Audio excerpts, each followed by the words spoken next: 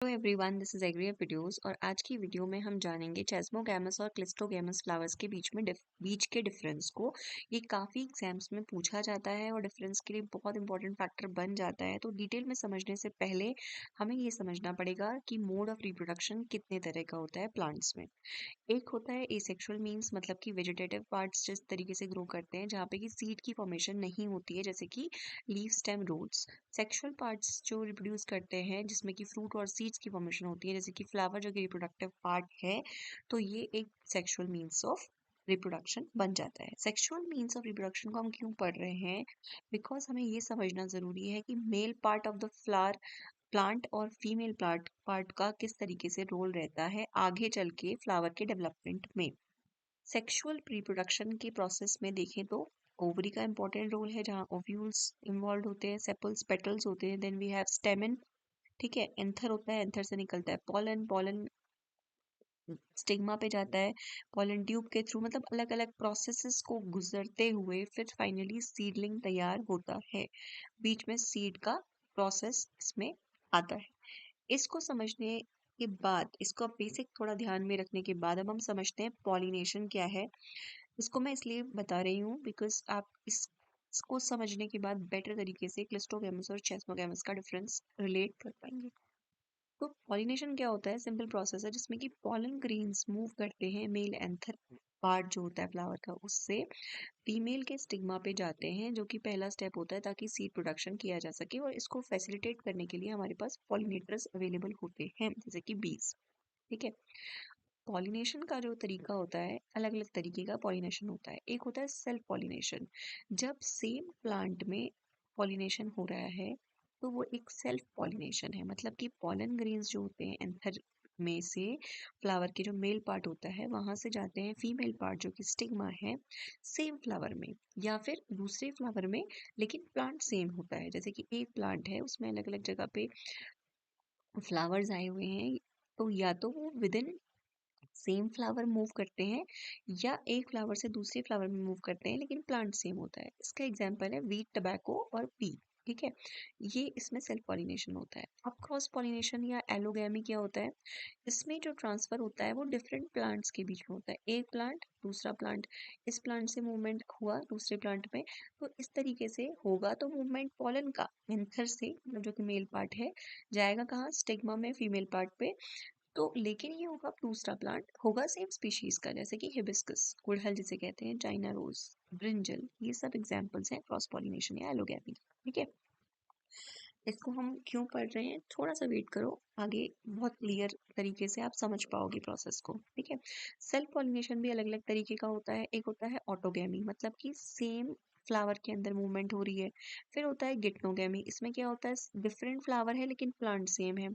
Xenogamy, इसमें क्या होता है, सेम काइंड ऑफ फ्लावर है डिफरेंट प्लांट्स में। ठीक है, अब क्रॉस पॉलिनेशन या एलोगैमी की बात करें तो इसमें फैसिलिटेट करते हैं अलग अलग फैक्टर्स, एबायोटिक फैक्टर्स और बायोटिक फैक्टर्स।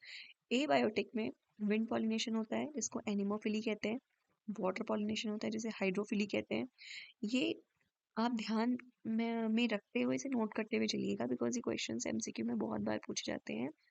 मैं टेलीग्राम चैनल पे भी इसके लिए आपका पीडीएफ शेयर कर दूंगी ताकि इजी तरीके से आप इससे हेल्प ले सकें।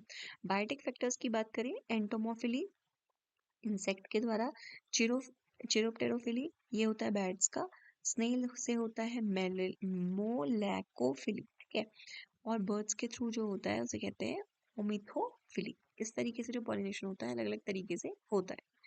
अब हम आते हैं एक्चुअल मुद्दे पे जिसका ये चैप्टर है, चेस्मोगैमस और क्लिस्टोगैमस फ्लावर क्या है, ये प्रोसेस है क्या। सिंपल सी बात है, जो चेस्मोगैमस फ्लावर होता है, ये फ्लावर फुली ओपन होता है। ठीक है, अपने रिप्रोडक्टिव ऑर्गन्स को ये एक्सपोज करके रखता है, बाहर के फैक्टर्स पे ये रिलाई करता है ताकि इसमें जो पॉलिनेशन की प्रोसेस है वो हो सके। ठीक है, अभी हम देखेंगे, थोड़ा थोड़ा वेट करो। क्लिस्टोगैमस फ्लावर क्या होते हैं? कन्वर्सली जो क्लिस्टोगैमस फ्लावर्स होते हैं ये बंद रहते हैं, इसमें सिर्फ और सिर्फ सेल्फ पॉलिनेशन हो सकता है इंटरनली। ठीक है, ये स्ट्रेटजी इंश्योर करती है कि जो सीड प्रोडक्शन होगा, जब पॉलिनेटर्स नहीं भी अवेलेबल हैं फिर भी वो प्लांट अपने अंदर मतलब प्रोसेस को फुलफिल कर लेगा। ठीक है, अब समझ में आया कि हमने सेल्फ पॉलिनेशन क्यों पढ़ा था। थोड़ा सा और डिटेल में देखते हैं। ठीक है, स्ट्रक्चर डिफरेंस को समझते हैं। जैसे ये एक प्लांट है, ये इस प्लांट में एग्जाम्पल है ये ऐसे प्लांट का जिसमें कि चेस्मोगैमस और क्लिस्टोगैमस दोनों ही फ्लावर्स हैं, ठीक है। तो हम डिफरेंस को समझ पाएंगे बेहतर तरीके से। जो चेस्मोगैमस फ्लावर्स होते हैं, पहली बात की इनकी फूल जो होता है इनका खुला होता है, ब्राइट कलर होता है, ओपन होते हैं इसके पेटल्स, पंख इसके ओपन होते हैं। जिस क्लिस्टोगैमस जैसे कि हमने बात करी कि इसके बंद होता है, छोटे फ्लावर्स होते हैं, सब कुछ है। चेस्मोगैमस में क्या होता है, एंथर और स्टिग्मा एक्सपोज होते हैं, जिससे कि आउट क्रॉसिंग आराम से हो जाती है। जैसे यहाँ से फ्लावर यहाँ पे पॉलिनेटर के थ्रू हुआ, यहाँ हुआ प्रोसेस, कहीं पर भी इस तरीके से हो गया। क्लिस्टोगैमस में क्या होगा, हिडन होगा, अंदर ही अंदर होगा, सेल्फ पॉलिनेशन होगा गारंटीड, ठीक है। क्योंकि इसको किसी को अट्रैक्ट भी नहीं करना तो इसका कलर भी उतना अट्रैक्टिव नहीं होता है, ठीक है, क्लिस्टोगैमस का। जो चेस्मोगैमस होता है इसमें पॉलिनेटर्स काम करते हैं, क्योंकि इसमें सेंट होती है, फ्लावर्स में एक खुशबू होती है, क्योंकि उनको पता है कि उनका पॉलिनेशन पॉलिनेटर्स की मदद से ही होगा, तो उनमें सेंट भी होती है। लेकिन क्लिस्टोगैमस में ऐसा कुछ भी नहीं होता है, ठीक है। चेस्मोगैमस में स्ट्रक्चर जो उसका वाइब्रेंट कलर, जो नेक्टर होता है, गाइड करता है ताकि जो अलग अलग एजेंट्स हैं जैसे कि बी है, बटरफ्लाई है, बर्ड्स हैं, इवन विंड तक जो है ट्रांसफर कर सके पॉलन का एक प्लांट से दूसरे प्लांट में, ताकि पॉलिनेशन हो जाए। क्लिस्टोगैमस में ऐसी कोई मैकेनिज्म नहीं एग्जिस्ट करती है, ठीक है। ये जैसे एक फ्लावर है, एग्जाम्पल है चेस्मोगैमस का, और ये एग्जाम्पल है क्लिस्टोगैमस का, ठीक है। फिर से एक बार रिपीट कर लेते हैं। चेस्मोगैमस में क्रॉस पॉलिनेशन होता है, ठीक है, जिससे कि जेनेटिक डाइवर्सिटी आती है ऑफस्प्रिंग्स में। लेकिन क्लिस्टोगैमस में ऐसा नहीं होता है, क्योंकि अनफेवरेबल होता है, आउट क्रॉसिंग इसमें आप नहीं कर सकते, क्योंकि फ्लावर ही बंद रहता है, ठीक है।